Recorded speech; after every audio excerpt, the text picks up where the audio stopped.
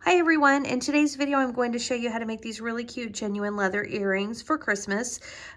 These are a white genuine leather and they feature kind of this Christmas deer antler, and then I'm using the dot of the eye to be the nose of the reindeer, and it's also the dot of the eye, and I'm doing that with a red hotfix rhinestone. So this is like a 2.5 inch. I've also made 2 inches of this design. This one is a gold, and then this one is actually a white. And you may have seen similar type. I've seen all kinds of different designs on Pinterest, but it's just kind of been a popular design this year. And then these are the rhinestones that I'm using for the nose. Like I said, these are hotfix. So to do this project, you'll need a few things.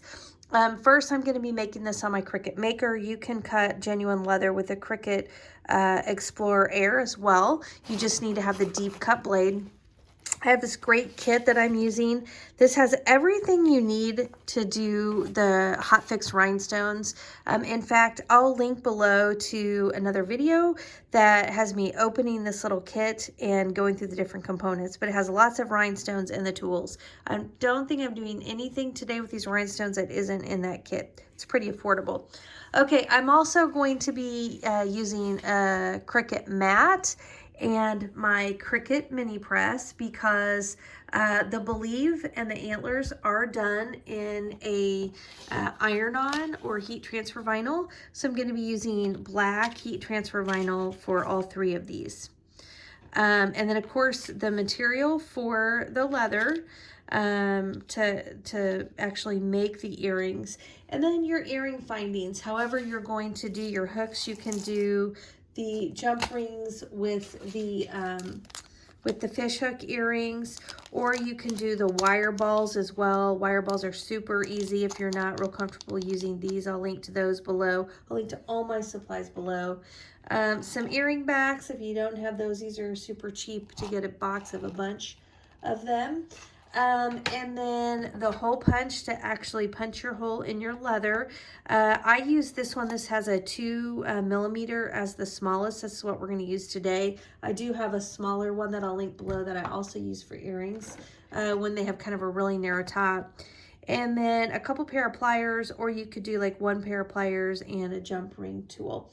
If you don't have a lot of these supplies, be sure to look at the kit I link below, because it's pretty much a getting started with earrings kind of a kit, and it has pretty much everything you need to do that. So I think that's our supplies. If anything else comes up, I'll be sure to mention as we go. I think I pretty much covered everything.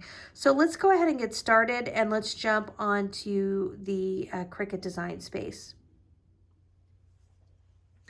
All right, so I'm in a blank canvas in Cricut Design Space, and the first thing that I need to do is bring in my image. I do have an image that I've used for another project, and now I'm actually using this for my earrings. I'm going to make a few changes, but I've already got that uploaded. If you need to upload an image, you can come down here to upload and get that file that you've purchased to get it into Cricut. I'll link to this one below.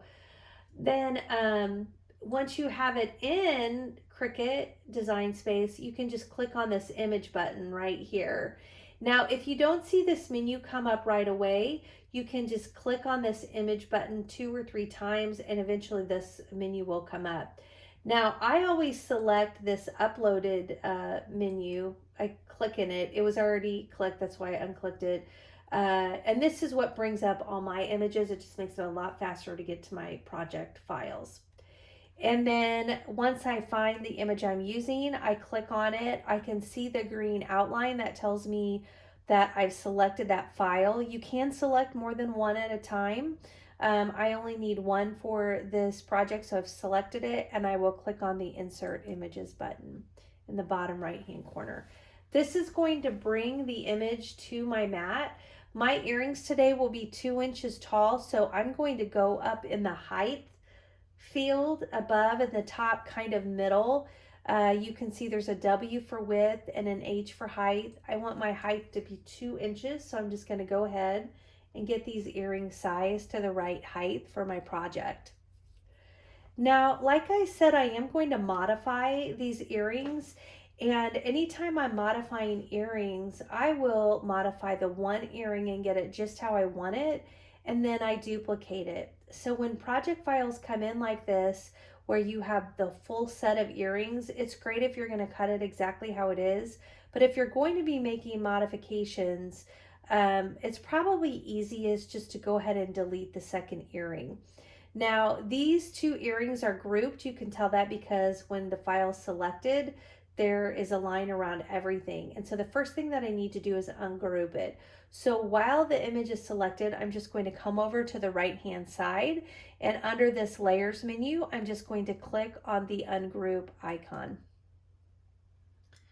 Now, once they're grouped, I can deal with either one of these elements. I don't quite know exactly how it ungroups until I start clicking on things. When I click on this earring, this shows me this entire earring is one image. I could probably ungroup it. I can see that over here in the upper right-hand corner, there's an option, and that's how I could get in and manipulate other aspects. But for right now, I want to delete this whole image. So while it's selected, I can either click on delete, which is in the upper right-hand corner. There's the trash can and delete, or it's much easier just to click on this X and that just deletes it. So now that I've deleted the one, I can start making changes to the remaining earring to get this ready for my project. Now, like I showed you earlier, this is all grouped together, so I can't modify it until I ungroup the elements. So while the image is selected, I'm just going to come over to the upper right-hand corner and I'm going to click on ungroup. And now I can go in and make changes to different aspects. So one of the things I'm planning to do is change the font. This is really cute. I just want to have kind of a simple text like you can see on my Believe here. And so I want to delete this. So I can click on the Believe, and once it's selected, all I have to do is click on the X, and now that text is gone. Once I've removed the text that was originally part of the file, I can go ahead and start adding my new text. And I'm going to do that by clicking over on the left, clicking text. And then the word that I'm typing here is believe. Now, I'm using a font that I've uploaded. You can use any font. This font is called Reindeer Morning. I'll link to it in case you are interested in the font. It's something I bought because it's for commercial use because I sell my earrings. And so I have to just be careful about what I'm using for that. So one of the things I wanted to show you, I'm resizing this just by using this toggle button just to kind of fit it onto my earring. It still looks like I'm kind of going all the way up to the edge, so I need to make it a little bit bigger. Now, when you're putting words onto earrings, it's kind of tough because earrings are pretty small. This means your letters are pretty small. And I like to make my letters just as big as I can. And one of the ways I can do that is by making sure I'm scrunching my letters together as much as I can. And so I want to scrunch these letters together, and I can pretty easily do that by selecting the word and then coming to the letter space option. If you look at the top, kind of in the middle, there's a letter space option, and you can either type in a specific number or you can just use these arrows. And if you use the arrows, it can start to squeeze less space in between each letter. I don't want them to touch. I'm just trying to get them closer so that I can actually make my letters bigger. Now that they're closer, I'm going to click on my word again and use these arrows. And this is just letting me get bigger letters because it's not so spaced out. I can fit it in at a bigger size. So now you can start to see my believe is coming together. But there's one more thing I want to do here because my L and my I are pretty tight, and I know that my I is going to have this rhinestone, and so I'm going to need a little bit of space. I don't want my rhinestone covering my L, and so I need a little bit more space between my I and my L. And so there's a few different approaches that you can take for this. The approach I'm going to use is just click the word, and I'm actually going to pull it out of my teardrop. I find it a lot easier to do this when my letters are bigger. And so I'm just making my word bigger here just to help me be able to touch these and not grab the wrong letter. And once I have it selected, I am going to ungroup my letters. And then I'm just going to move this E over a little closer to my B. And then I'm going to move my L over closer to my E. And then I'm going to move my I, giving it a little bit more space on both sides. So what this means is my I is not quite as crowded as my other letters. Now, when I move these letters, it could very well be that I didn't move them exactly over without moving them up or down. I want to make sure all my letters are still aligned at the bottom. And so what I can do is just select all my letters. I'm holding my shift key and I'm selecting all of my letters while my shift key is held. And then I come to the top menu and I click on this arrow for align, and I can click on align bottom. And you probably saw those move because it did align all my letters so that they're lined up on the bottom. And while these are also selected, I'm going to go ahead and group them, because remember, I ungrouped them to make the change. Now that I have them spaced how I want, and actually I'm going to make one more change just because I'm seeing this E just to me looks like I have a little room. The reason I like to get these tight is it's going to let me make my letters. Oh, I might not change that one. I'll just stick with changing my E.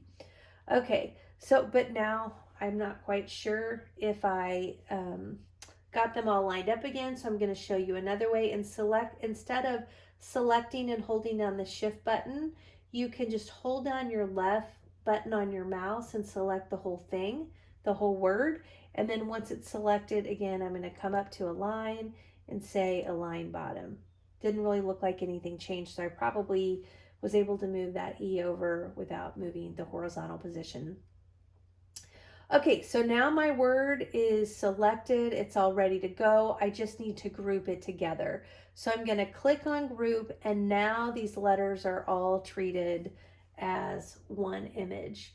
So I'm going to bring it back over. It's too big, and so I need to use this toggle to make it small again.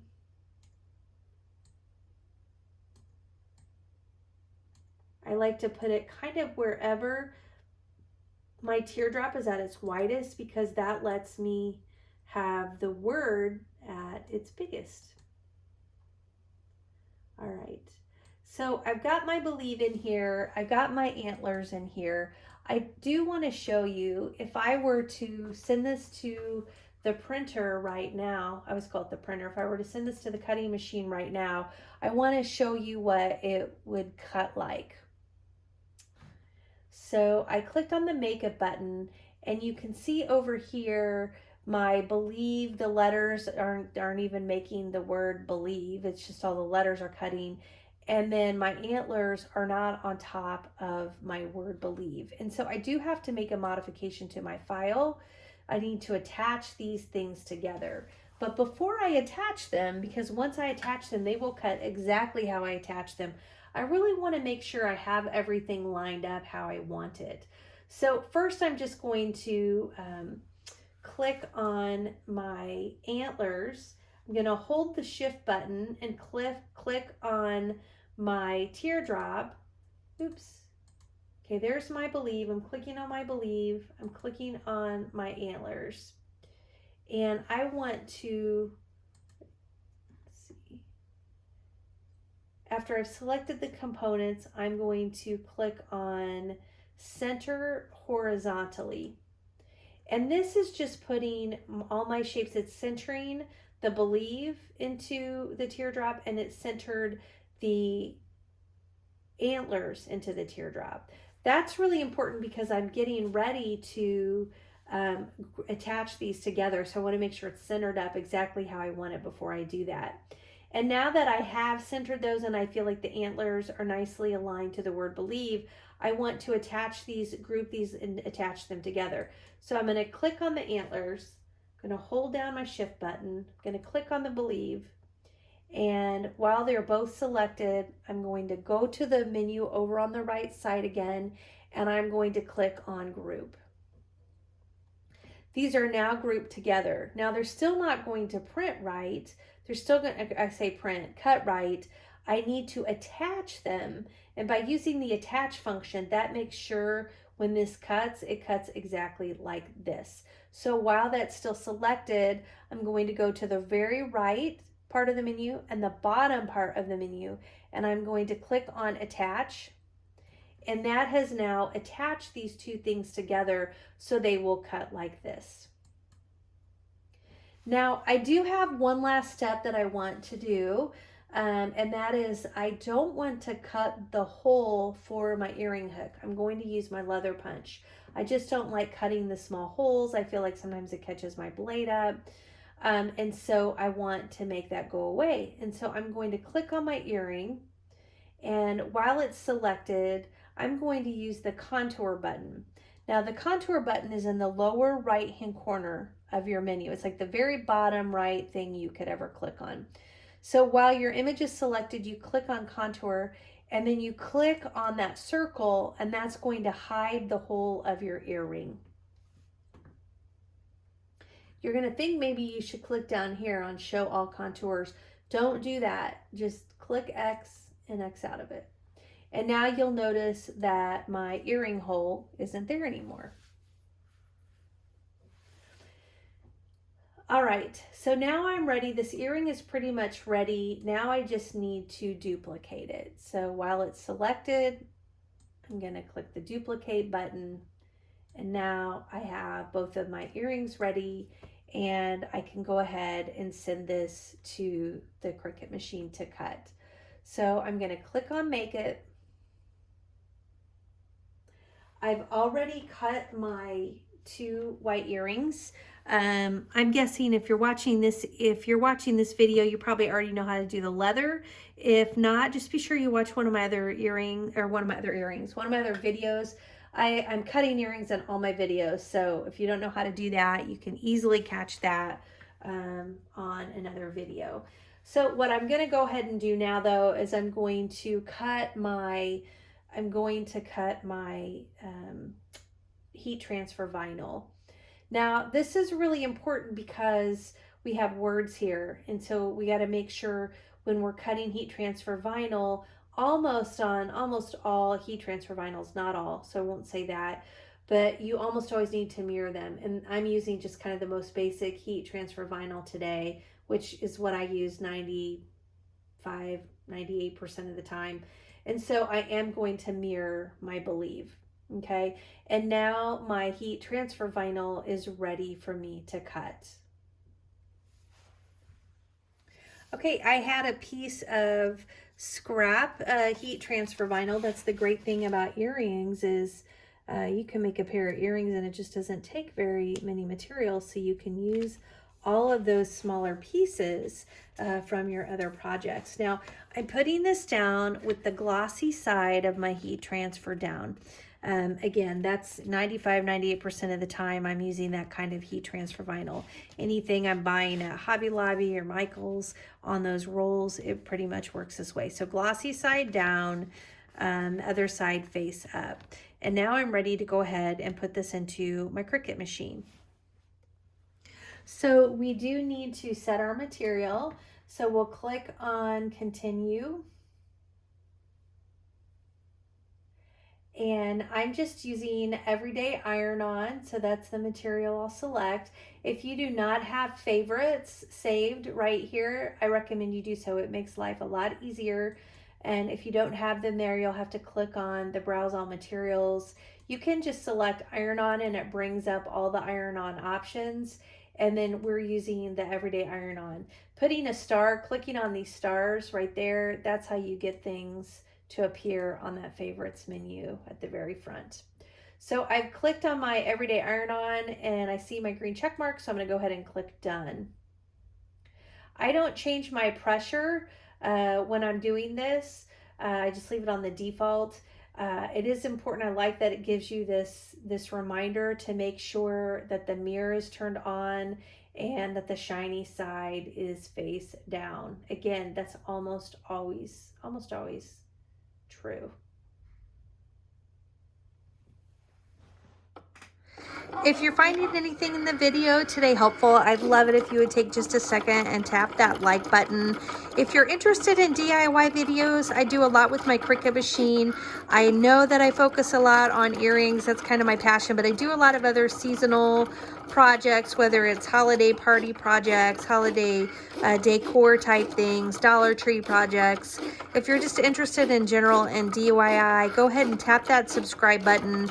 And if you hit the bell button, it will notify you anytime I'm adding new videos to my channel so you won't miss anything. And if it's something you're not interested in, you can just pass it up. One of the things I hear most from people when they're working with earrings is just how different it is to work on projects that are so small. A lot of times when people are doing Cricut projects, their project space is much larger. You know, if you're doing an iron-on to a t-shirt, it's much bigger than an iron-on that you're doing for earrings. And so I do try to keep letters and things like that pretty simple, just so that I can get them weeded without having any kind of problems. So, you know, you weed it pretty much the same as you would any project. I use my weeder tool. I love my weeder tool to get that corner up and then just start pulling back. This actually, these antlers that I picked for this project, they weed so easily. There's not a lot of really small details. Some of my deer projects, you know, have antlers that have a lot of small details. I don't find that to be the case with these. One other tip, that this is just something that I do when I'm weeding letters, I really try to find the side of my letters that are open, and I weed from that side. So for example, the E is open here, so it just pulls right out, versus if I weed from the other side, you're almost going backwards to the opening. I really find when I'm making my earrings that this makes it a lot easier for me with the small pieces and parts, just to make sure I'm weeding to the opening. Now this is kind of funny. Normally I would have stopped. My eye, the dot got held up in my heat transfer vinyl. We actually needed to remove the eye because of course we're making the eye dot with our rhinestone. And so that's kind of funny that it got held up, because I would have needed to pull that off anyway. When I'm weeding small pieces of vinyl, I like to put a piece of painter's tape right next to my project so that I can tap those small pieces of vinyl right onto that tape and they don't get lost. Okay, we've got our heat transfer vinyl cut and we're ready to go ahead and place it onto our earrings. Since this is leather, I'm not too worried about the carrier sheet. I know if you see my videos, if I'm doing like the faux leather, the heat transfer sheet kind of melts into it a lot, so I do a lot more work. But with leather, I don't really have as much of a problem. So I'm just going to go ahead and make sure I've got this centered about where I want. I think that looks really good. Let's see. Yeah, I think that looks really good right there.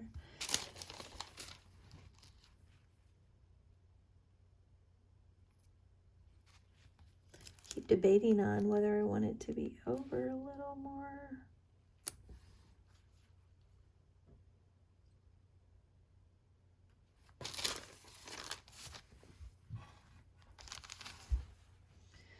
And then with the leather, I leave this on about 30 seconds. Now I'm using my Cricut Easy Press, my mini.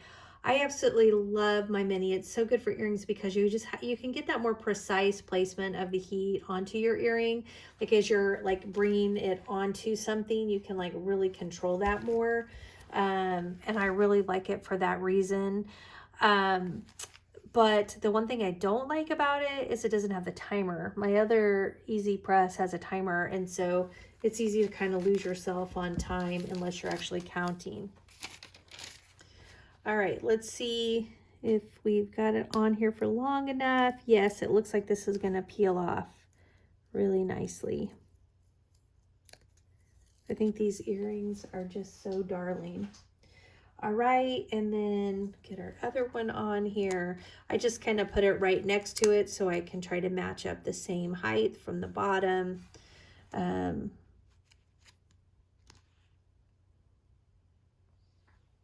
That looks about right. Compare the tops, and that looks about right.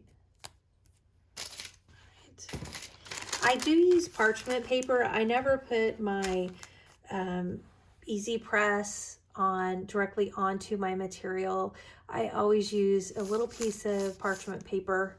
I've had the same box in my craft room forever because I just use a little piece. The only time I have to change it is when I'm using my heat and bond. If you see my videos, I've done a lot of heat and bond. That glue gets on it, and then you don't want to use that anymore because then you end up transferring that glue onto other projects. So but it's super easy just to throw a little piece of parchment paper on top of it and then put your Easy Press on top of that. This one doesn't look like I had it on there. Again, if I had a timer, I wouldn't have this problem. And that's why I do kind of remove it carefully, because you want to make sure it's going to come up clean before you start pulling it off. And it can even kind of stretch your heat transfer vinyl if you're pulling and it's not wanting to lift off. So we'll just leave it on here for just a few more seconds. Now you could also do these, and I considered doing these in a black glitter heat transfer vinyl. I think that would have looked really pretty. The letters could have been glitter, or even maybe you do these letters like normal and do the antlers in glitter. I think that would have been cute just to add a little sparkle, because we've got the rhinestone. I was kind of thinking, how sparkly do I want to get? I almost put these on glitter faux leather. I thought that would be cute, just like a chunky glitter type of an earring. All right, let's see how we did. Oh, I'm not having a lot of luck here. Don't like this. Oh, the E wanted to stay.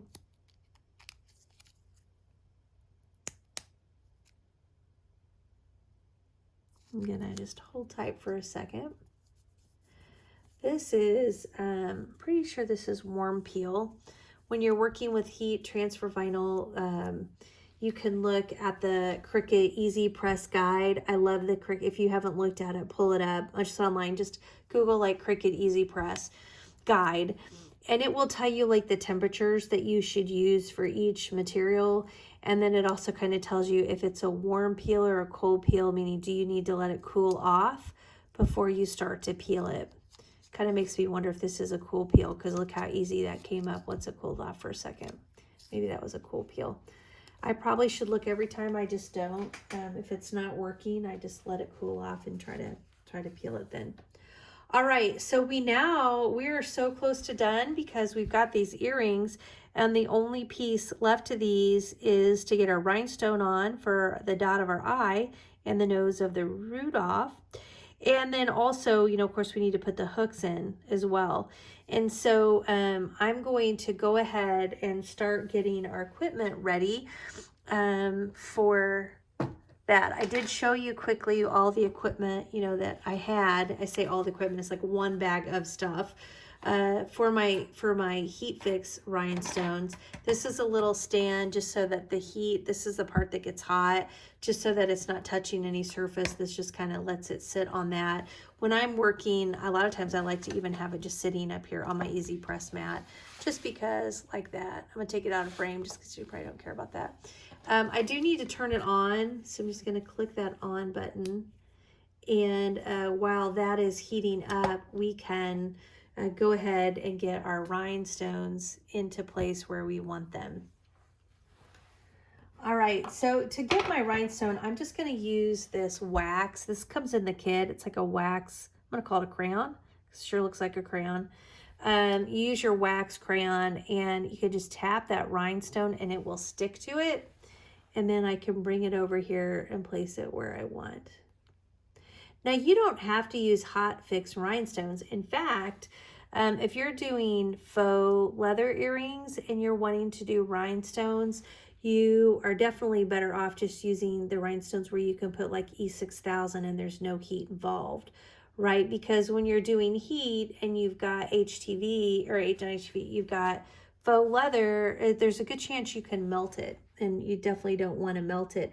And you can even push too hard, and I have an example I've got sitting here because I want to show it to you. What happens if you push down on your tool too hard? It's a little tricky. I just like these heat picks because I feel like they, oh shoot, I feel like they stay so well. And for me, they're just so easy to put on. So that's why we're using them. But just know you don't have to use heat fix. This kit that I'm linking below, it has, and I know I didn't actually like go through everything because I have a different video for that, but I'll just show you. I mean, you get all this stuff. You get all these rhinestones. You get all these colors and sizes of rhinestones.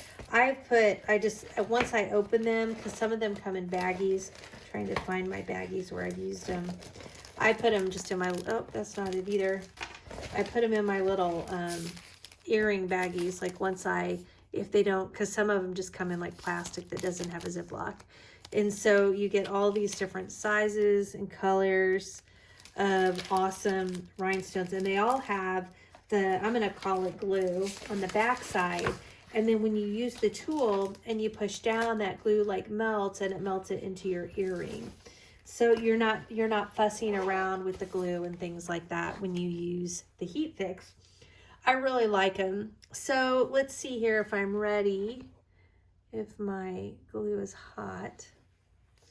All right, I'm going to put this down on my rhinestone, and you do it at a 90-degree angle, okay? So I'm going to come down at a 90-degree angle, and I center it directly over my rhinestone, but I don't push too far down. I'm going to show you what happens if you push too far down. Did this intentionally. So if you push too far down, this is hot. This tip of this, I'm going to call it setter, is very, very, very hot. And so if you start pushing it down into your leather, it's just going to melt it. And so you can kind of see that's what happened here, is that melted. And so the funny thing is, like from a distance, you don't even notice that. Actually, I ought to just make the other one of these and wear them because these are so cute and you really don't notice that. Okay, so we're going to take this, and you do want to make sure that you've got your rhinestone placed where you want it.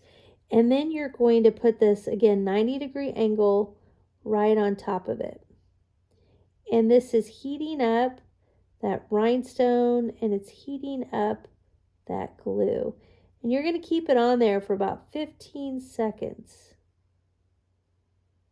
15 to 20 seconds is good.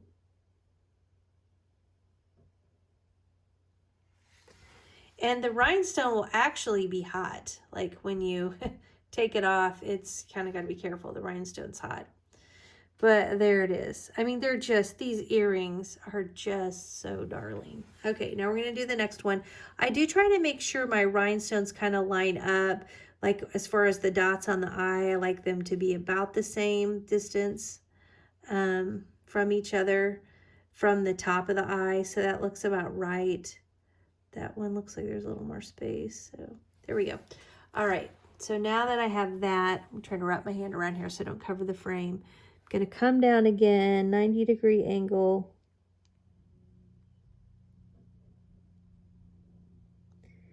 And again, it's just about 15 seconds.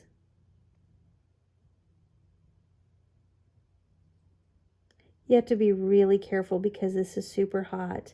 It's a really good idea to have like one of those heat gloves, you know, because this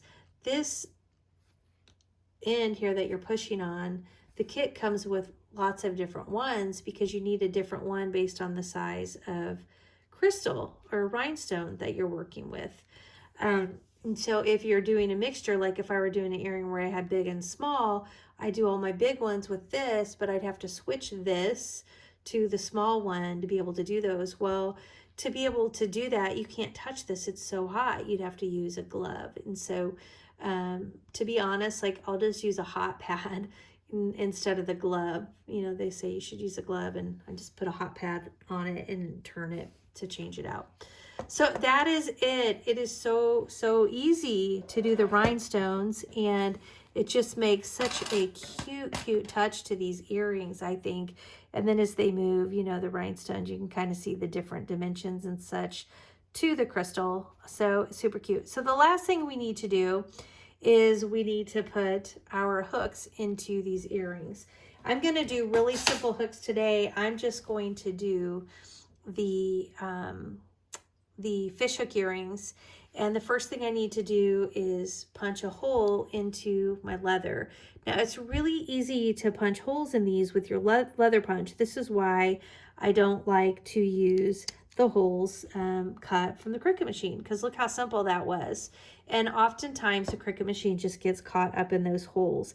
So I just kind of place those holes as high as I can on the earrings without having them too close to where I feel like it's going to rip out. Now with genuine leather, you don't have that same kind of risk. And then I'm going to use my fishhook earrings here, and we'll place those on our earrings. Now, I'm going to go ahead and use a jump ring. We'll get a little bit more of a dangle. It also, I think, will be good for this size. We're just going to use one. But if you're going to just use one jump ring, you're going to have to turn your fishhook, just because if you only use one, your earring is going to be sideways just based on the direction of your hooks. So I like to come into my fishhook earring, and I grab the pliers on the bottom and I just twist it. And while I twist it, I'm holding this ball up, right? I'm holding it and twisting it at the same time. So I only have one, I'm only holding one pair of pliers while I do this. So I'm holding this up, holding the ball, and then I just get my pliers on this bottom piece. Now, every once in a while when you do this, just so you know, your hook's gonna break. It's gonna happen. Oops, I just knocked my camera. It's gonna happen, but these are not that expensive, so it's not that big of a deal. Okay, then I'm grabbing my jump ring, and you can kind of see that opening at the top. And then I grab the other half with my other pliers, and I push that opening so that now my earring is open. Okay, and then once it's open, it's super easy because I can just slide that earring right onto my jump ring, just like that. And then I can get my hook, and I can put my hook on my jump ring, just like that. And then once I do that, I again hold my pliers in two hands with the opening at the top. And now I'm just going to turn that so that I can make those two marry back up. Okay. Super easy to do. So again, I just get that opening lined up to the top. Get my other pliers, push it back. I don't open side to side, it goes back. This lets you, by doing it this way, it lets you close it up, and you're going to be much more likely to be able to close your earring in a way where the two ends meet again.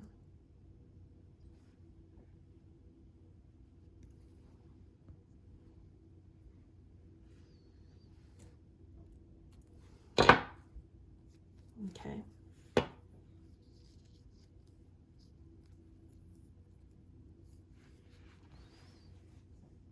And that's it. Again, these are super easy to make.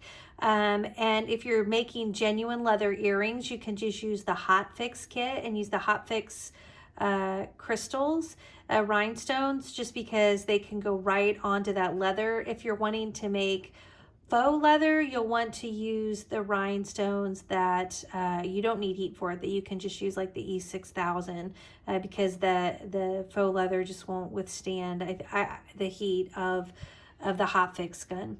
So again, I'll link to all of this below, this exact kit that's like just awesome. It lets me do pretty much everything with the starter kit. And that way, if you're interested in giving it a try, you'll have everything you need. Thanks so much, everybody. Have a great day.